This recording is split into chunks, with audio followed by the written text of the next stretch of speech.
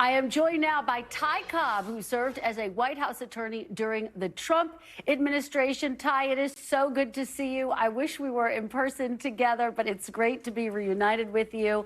Really appreciate your joining the program. Great to see you, Kristen. It's wonderful to be with you, and I haven't gotten a chance to congratulate you on the air for your Meet the Press gig, and very proud of you. Thank you, Ty. I really appreciate that very much. Well, we are really honored to have your insight. And let's start with the case in New York before we head to the Supreme Court. What is your assessment of how former President Trump's lawyers are handling this case so far? We talked about David Pecker. We talked about Ronna Graff. They've both taken the stand now. How do you think they're doing? I think they're doing fine. I think Pecker did not deliver, frankly, on the one thing that he needed to deliver on. Keep in mind, his testimony was, for the most part, that he had an assumption that all this stuff was for the campaign. It wasn't, it wasn't that he had direct evidence of that. And then he did, he did his introduction of his agreements, and those were obviously written by the prosecutors with an eye toward being evidence in this case. And I heard that there was reporting that one of the lawyer jurors thought that was a little odd when it was being read and made some facial gesticulations. But Pecker was good. I mean, Pecker was definitely the right first witness, because he talked for 4 days and was able to basically lay out what the prosecution would like people to believe is the entire scheme. And now it makes it a little bit easier for Cohen to come in and not testify for quite as long. Stormy Daniels, a lot of other people to come in and just sort of pick up in what is now the Pecker narrative and add their spin to it. Do you think that Ronna Graff, as Jeremy was just saying, helps to connect the dots? As you're saying, there were some dots that were left unconnected. Did he connect the dots, Ty? I think Ronna did connect the dots, and I think and I think solely because of there's a big fiction in this case, which is the theory that Trump didn't have these two sexual relationships. I mean, he's handicapped his lawyers by lying about that. Nobody in America believes that he didn't have these two sexual relationships. He did. So they have to call Ronna, who's got Karen McDougal in the office talking to him. I mean, why is that? If he didn't know her and he didn't have a relationship with her. Well, and yes, and of course I meant to say, did she connect the dots? Thank you for correcting me there. Let's talk about Michael Cohen. As I was just saying, he's a hugely complicated witness. How risky is he for the prosecution? If you were handling this case, would you put him on the stand? You don't have a choice. I mean, he's the person that's out there. He pled guilty to, in essence, the offense that the prosecution is trying to tie to the petty misdemeanor record-keeping issues, the charges on that, the 34 charges. They're trying to tie that to a campaign finance offense, and Cohen pled guilty to one. So they have to have him. He's essential. But yeah, it's risky. I mean, he's smarmy. If you looked up smarmy in the dictionary, his picture would probably be there. It's impossible to make him likable.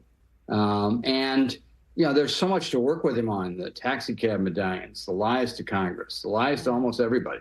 On the other hand, he testified in the Engoron trial, and Engoron said he told the truth. How Engoron knows that, I'm not sure, but he at least found him credible. So I suspect, as Jeremy said earlier to you, that Cohen gets a lot of help from the Pecker Foundation of evidence, and I think he'll get buttressed again and again by people who follow him. I think the jury will see through the shell game of the billing and the payments and stuff like that as corroborating evidence. It doesn't really corroborate anything. I mean, it just is the evidence of how he was paid back on this. But it certainly doesn't corroborate a campaign finance violation. So, and I guess the big question is, if you were representing Donald Trump, would you have him take the stand? He says he's willing to take the stand. No. Would you advise him? No. No, Trump can't take the stand. I mean, I don't know what the lawyers are telling him, but if they're telling him anything different than that, he needs new lawyers. Let me ask you about the Supreme Court yesterday. Trump's attorneys arguing that presidents should have absolute immunity. The justices obviously seemed very skeptical. You think this gets kicked to a lower court? Where do you think they end up on this? Well, I think it will definitely it'll go back down to at least the Court of Appeals. I suspect it'll go back to Judge Chutkan and the district court. I'm not sure, though, that it has to go down and back up. And I think, the frustration that Chief Justice Roberts expressed yesterday was, the tautology of the D.C. Circuit opinion, which is, can he be prosecuted? Well, he is being prosecuted. So obviously the answer is yes. That was sort of the problem with the sweeping opinion that they issued. I thought it was adequate, frankly. I thought it was a good opinion. But they tried to say in that opinion that under the circumstances before them in that case with that defendant, there's no immunity. And they didn't articulate a standard. And the Supreme Court, for better or worse, has to articulate a standard because there has to be a standard. This is the most consequential separation of powers case since Marbury versus Madison. And it's a very difficult case, as Jack Goldsmith, the learned hand constitutional law professor at Harvard, pointed out in a very good article. This is a difficult case. This is a very difficult decision, and trying to chart these waters is a very difficult task for the Supreme Court, and they're going to have to do it. Well, and of course, they did indicate they believe that there should be some guardrails around prosecuting a president. This is what John Dean had to say, obviously, former Nixon lawyer. He says lawyers used to laugh when they heard Nixon's analysis during Frost-Nixon. When the president does it, that means it's not illegal. Listening to the arguments before today's Supreme Court, it appears the Republican justices are all in with Richard Nixon. American democracy may be unraveling quickly. What do you make of that from John Dean? I think it's stupid. And everything John Dean knows about criminal law, he learned as a defendant. The reality is that I don't know what he was listening to yesterday. Nobody suggested that there would be absolute immunity. Nobody, not a single justice, even Alito, who's probably the most right-leaning, thoughtful right-leaning person on that bench. He started off by making it plain that I don't think you need, to go that far in your argument.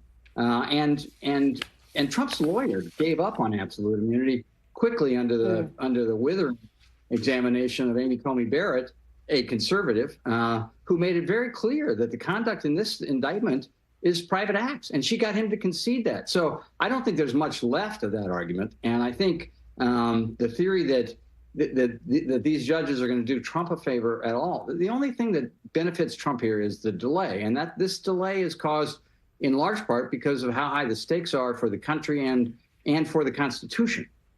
So none of these judges is going to write an opinion or suggest in any way that Trump's argument of absolute immunity is correct, or that his theory of the impeachment judgment clause requiring impeachment and conviction before he can be prosecuted. But those are the two legs of Mr. Sauer's argument, and they won't even be mentioned in the opinion. The only thing that Sauer said yesterday that will be mentioned in the opinion is the multiple concessions he made about private acts. All right, Ty Cobb, thank you for your great analysis. I hope you will come back and join us again soon, because there's going to be a lot to talk about in the coming weeks. All right, Kristen, nice to be with you, dear. Thanks for watching. Stay updated about breaking news and top stories on the NBC News app, or follow us on social media.